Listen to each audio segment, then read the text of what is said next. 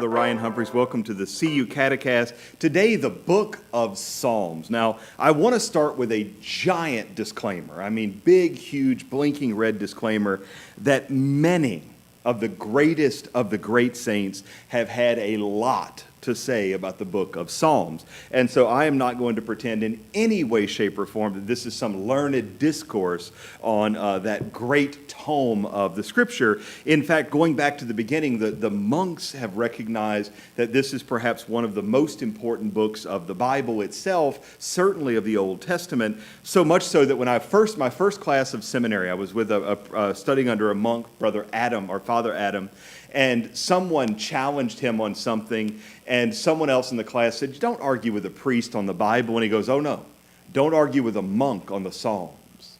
Because he's praying them all day, every day.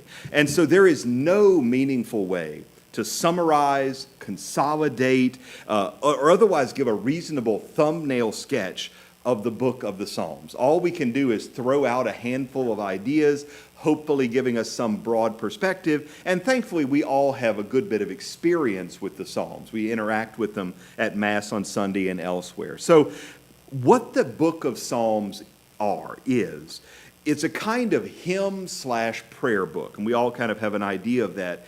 It brings together the emotionally charged historical events of the Jewish people, the human wisdom of the Jews, the spiritual traditions of Judaism, as well as the mystical ones, and the religious and liturgical celebrations of the Jewish people, right? So you have the history, you have the wisdom, you have the spiritual tradition, and you have the religious and liturgical tradition, all kind of there together in this one book. It is, and if we were to try to compare it to something in our own lives, it would be like an extremely emotional and passionate and deeply nostalgic mishmash of the nursery rhymes that we felt like really led us as children, alongside the Christmas carols, which really have a profound emotional impact and tie us to like the deepest kinds of religious activity that we had when we were younger, alongside those favorite hymns that we really just kind of feel like when we hear that at church, we really feel spiritual, whatever that means, alongside the most important songs, poetry, and stories of our secular world. So the song we dance to at our wedding, and these deeply, deeply intense pieces of poetry and quotations, all of that stuff rammed together into one book. That's what the Psalms were for the Jews. And on top of all that, there is the sense that because it is deeply theological, it's as true as saying 2 + 2 = 4. So you know without any question at all that the Psalms are the real deal. Okay, so that's about the best I can say in terms of a broad scope sort of idea. The psalmody, which is what we call the book of the Psalms, or the hymnal together, was first compiled. It began around 1000 BC at roughly the time of David. The famous Psalm 51, which we, oh God, or I should say, I've forgotten Psalm 51 all of a sudden. That's not a good sign. But where David, you basically says, "I am a great sinner, and woe is me because I have sinned against God." That one pretty much we know goes back to David himself.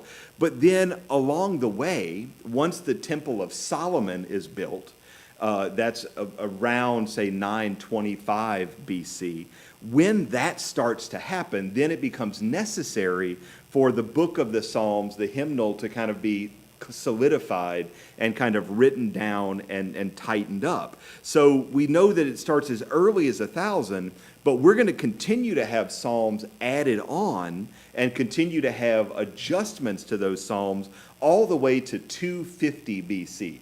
So we're talking about 750 or so years that the book of Psalms is being compiled, which is not a problem. I mean, these are 150 completely self-sustaining, totally encapsulated pieces of poetry / lyrics. And so it's a perfectly reasonable thing. The only reason that there are not more Psalms is that around 250 or so BC, the whole text is translated into, or actually a little later than that, is translated into Greek. And so at that point, the idea is this is now the book of Psalms as opposed to a book of Psalms. And so there's no new ones that are added. There are still, of course, new chants that are added, new poems that are added. And of course, when you look at some of the books, like the book of Esther, you have some poetry or canticles, as the Jews called them, which were added in, which also would have been sung as part of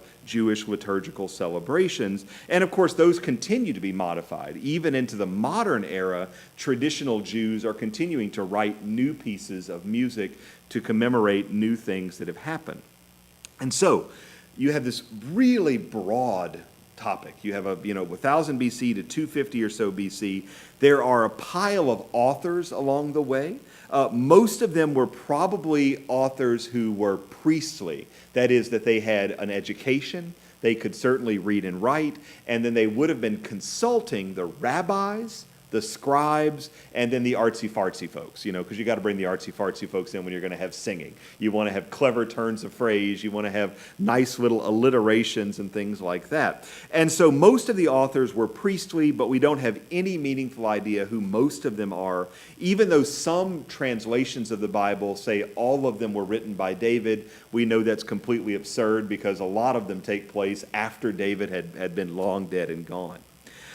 What's perhaps most tragic is we have no sense at all of what the music would have sounded like. Just none. We know that if you've ever been in a Greek restaurant eating your kafta or your gyros or your chicken shawarma, and they've had TV on with the kind of Arabic modern music with all the semitones. Do we all have any idea what a semitone is? So if you're singing like do, re, mi, those are tones, right? But you have do, re, mi. These are semitones that fit between the keys the piano can play. So if whether you've heard a blues player bend the guitar string, or whether you've heard someone play the sitar, and you have all those kind of things, you're like, that music sounds weird because we don't have that on pianos. Those are semitones. That was very, very, very common. So we have a strong sense that when the Psalms were sung, they would have included some semitones, but we don't know anything else. We just don't. We don't have any, there's no way to write musical notation down until much, much later. And in fact, the Gregorian chant of the church, which is I'll talk about a little bit more, those are probably the closest thing we're going to get to what those original Psalms would have been, plus or minus some of these semitones and plus or minus some scales, musical scales, or modes, if you prefer, that were proper to that area at the time. But we just don't know. And it would have been really cool to be able to time travel back and hear what Psalms would have sounded like if they were being sung in the temple, because they were sung. They weren't just read or spoken. And that's one of those things that's a lot of the stuff in the ancient world, it's just worth noting, they didn't have amplification. There was no way to make things louder except to shout. And so it's relatively easy to speak loud. It's way easier to sing loud. Because if you have one person speaking, as we know, it's difficult to coordinate our speech. But if we have 100 people singing, it's easy to coordinate our singing. And so you could imagine having a choir of priests singing and having thousands and thousands of people be able to hear that, whereas having one person or even 100 people trying to read in coordination with each other would be a nightmare. So singing is a big, big part of the ancient world for practical reasons as well as spiritual reasons. Okay, so because each of the Psalms is its own self-contained thing, there's not a good way to speak about an overarching theme. There really just isn't. There's no narrative sense. The Psalms seem to have been all picked up and each number written on a marble and then thrown randomly into the air and then reassembled by a blind bat. There's no meaningful structure at all to why the Psalms are in the order they're in. A handful of scholars have tried to make some explanation, but It's not chronological. It's not thematic. It just seems to be this was the order they were in because this is the order they were in, and that's it. Merry Christmas. Hallelujah. That's just where we are. So there's no good way to talk about a theme, but the timing in which most of the Psalms were written does overlap with the books of Kings and the books of the greater prophets. And so the assumptions that were made at that time by the Jews do tend to come forward. Remember when we were talking about Kings and I talked about divine justice, we have the idea that divine justice as Christians is like a criminal trial, right? God's justice is going to come down, and if I don't love him enough, then I will go to hell. You know, that kind of mentality. But the Jews at the time thought about justice like we would think about a civil trial, where the idea was, I'm a Jew in this moment in history. I'm in the right. Everybody else is in the wrong. And I want divine justice to come down like a boot and smash the skulls of everybody who doesn't agree with me. It's like modern American politics. There's very, very much this kind of differing notion of justice.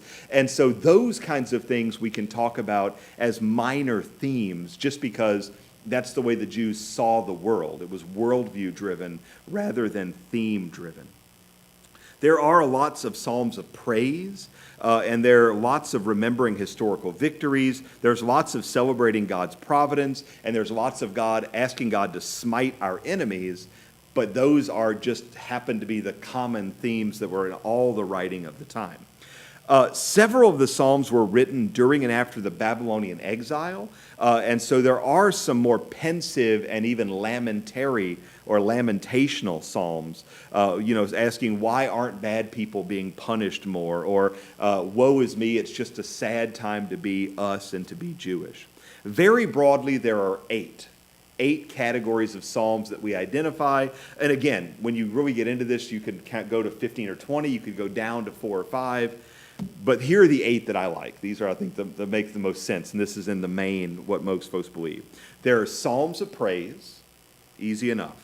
There are Psalms of lamentation or weeping. There are Psalms of thanksgiving and confidence in God. There are wisdom Psalms, liturgical Psalms, prophetic Psalms, historical Psalms, and royal Psalms. And so these are the categories that are generally used, although you can break it down or generify it a little bit more. Lots of the great saints had their favorite Psalms. Jesus, of course, quotes the Psalms constantly. In the Old Mass, prior to Vatican II, the Psalms were really integral. I mean, really a part of Mass. The preparation for Mass had Psalms. There was a psalm at the beginning. There were 2 or 3 psalms during the Liturgy of the Word. There was a psalm to make ready for the offertory. There was a psalm after Holy Communion. There were psalms of thanksgiving. I mean, it was very, very heavy. And in fact, that was true of the entirety of our faith prior to 1962. The psalms were part of preparing the baptismal water, blessing the house. There were 4 separate psalms that had to be sung. If you're carrying somebody to put them in the ground, there are 8 psalms that are generally sung as you're burying someone. If you're going to go bless the crops, you got to have at least the litany of saints and a handful of psalms on top of that. And so they were a big deal in our church. Nowadays, sadly, most of the psalms are thrown out and replaced by trite hymns that nobody really likes. You have to wonder whether which is better: "Morning has broken," or chanting a psalm about how the Lord is my shepherd, there is nothing I shall want. It's a sad thing that we've lost so much contact with the Psalms. As I said earlier, Gregorian chant, generally speaking, we think is about as close as it's going to get, because when the Jews were in diaspora, that is, the Jews that were not in Jerusalem, they sang the Psalms as well, but they sang them as best they could using the instrumentation of the cities in which they lived. The Psalms were primarily for the temple, but the people still, as I said, sang those psalms the same way that Christmas carols are primarily for Christmas, but if we accidentally stumble across White Christmas, we're all going to sing along anyway, or Mele Kaliki Maka, we just can't help ourselves. It works sort of the same way with the Psalms. And so Gregorian chant is about as close as we're going to get to what they would have originally sounded like. For a very, very accessible trip through the Psalms, I recommend the short and wonderfully easy to read Reflections on the Psalms by C.S. Lewis. It's a wonderful, easy book, as you can see, not very long. And what he does is tries to take a bit of a thematic journey, looking at things like judgment, cursings, death, the beauty of the Lord, the sweetness of nature, deeper meanings, praise. What does that really mean? It's wonderful. It's very easy. Augustine, of course, has a remarkable commentary on the Psalms, and piles of other experts do as well. By way of a reading guide, reading the Psalms is very easy and very hard. It's very easy because you just pick it up and you read it, and that Psalm's lovely, and you go, that's neat. Or you go, gosh, that's violent. Psalm 139 talks about how the desire of the Jews was to look upon the Babylonian children playing in the streets, and they wanted literally to grab the children and bash their heads against stones because of what their parents had done. And you go, that's brutal. That's pretty terrible. That's horrific in every conceivable way. But the Psalms are very, very raw in that way, and so it's trivial to pick it up and read one. You could leave one in the lavatorium if you felt like you had a few moments there to enjoy while you were doing other things. At the same time, reading the Psalms is very difficult because, like any song, or poem, it's calling upon images of the day. It's calling upon the idiom of the culture of the day. And we're reading it in translation. In fact, we're reading it in double translation, the Hebrew to Greek and then Greek to English.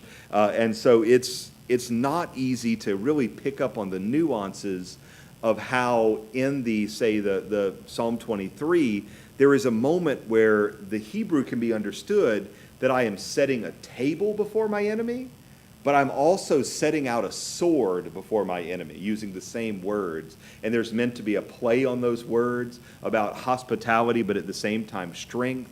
And it's really hard to get that in double translation. So they're easy and they're hard to read at the same time. As with the book of Job last time, I recommend a prayerful reading rather than an analytical reading. None of us are going to be able to really get at the depth of the meaning of all these Psalms. We're not going to be able to write an essay on Psalm 119 about this long historical kind of event. And so better just to have them in your prayer book and kind of maybe read through one, maybe two while we're praying, and then let the Lord use those to speak to us, because that's been the way he's always done it. And so we've reached now that kind of point where I can't say anything else about the Psalms without going into a mile-long explanation that even I'm not remotely equipped to give. There are a pile of books out there, as I've said. I do recommend Lewis because his is short, simple, and very, very human. But a lot of other people have written books. And so if you're interested, I'd be happy to throw you some more suggestions and recommendations. Amazon will as well. There's a bazillion of them. But that is basically the overview of the book of Psalms. It's an incredibly important book, both to Christianity and to Judaism. It is somewhat unique and at the same time remarkably accessible. It is a beautiful way to pray, and it is really, it's hard to say more than that without saying everything more than that. So there's the book of Psalms, the best I can do. Next week is not going to be any better. The book of Proverbs is incomprehensible, and yet we will at least I won't be gushing so hard over it, because I don't really like the book of Proverbs because it's incomprehensible. And it's not going to be a whole lot better when we get to Lamentations. They're both quite, tedious to make our way through. But the book of Psalms is wonderful. It's one of my favorites. I hope you enjoy it. I hope you dig into it and find some real blessing there. I've been Father Ryan Humphries. This has been the CU CateCast. Hope you have a good one.